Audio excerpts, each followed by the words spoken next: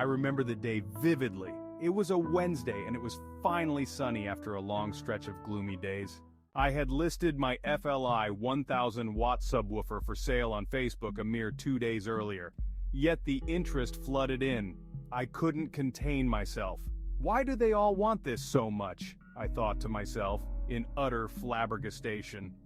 I had ensured to state in the description that I was unsure if it still worked, as I was unable to test it after removing it from my 1.6-liter Honda Civic Sport. And so, testing on arrival was their only option, unless they wanted to just take it without checking.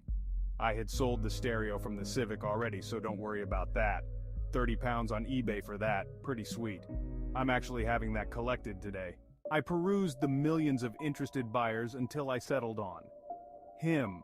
I'm not sure why I chose him. Maybe it was fear of rejection, or maybe I wanted the danger. Uncle George was his name. I had the alarm bells in my head from the get-go, as I fully well knew he wasn't my uncle. I proceeded anyway. "Is this still available?" his message read. It almost felt like he was trying to warn me off him. "Yes, this is available," I replied, with fear shooting out of my fingertips like little tiny arrows of fear that were designed to fly around and then hit me in my own eyes. Kind of like Yondu's arrow in Guardians of the Galaxy, but loads of them out of each finger. Ow, I imagined to myself. "Yeah, I can come at 5, Uncle George replied with malice clearly evident.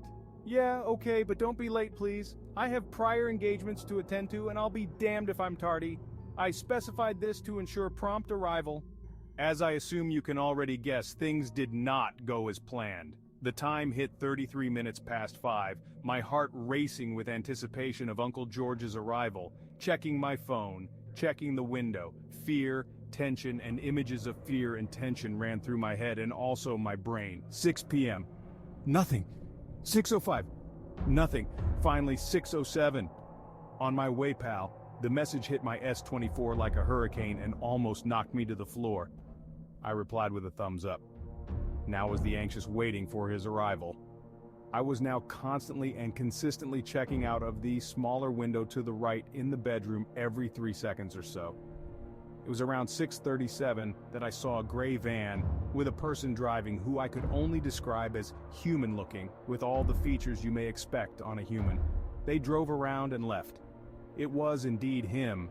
He just couldn't be bothered to look further up the chat to see what my house number was, and so he made like a tree and drove off.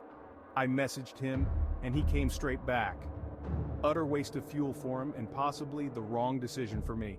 As he approached my door over the span of 5 seconds, which felt like 8 seconds, my hands, knees, feet, hairs, and eyes were all trembling in unison. I looked and felt like I was on one of those wobble boards that was supposed to tone your muscles. At least this night of horror would leave me with a ripped six-pack, and maybe even would get rid of the little bits of fat just above my hips that I can never seem to get rid of. Then the exchange began. "You got any change, pal?" Uncle George bellowed with normality. "Nah, sorry brother, I ain't no flippin' cash machine boy," I responded boldly. Too boldly, some may say. But I was all in at this point. "I'll have to give you 30 then." He tried to hide the rage in his voice, but I could hear it clear as pie.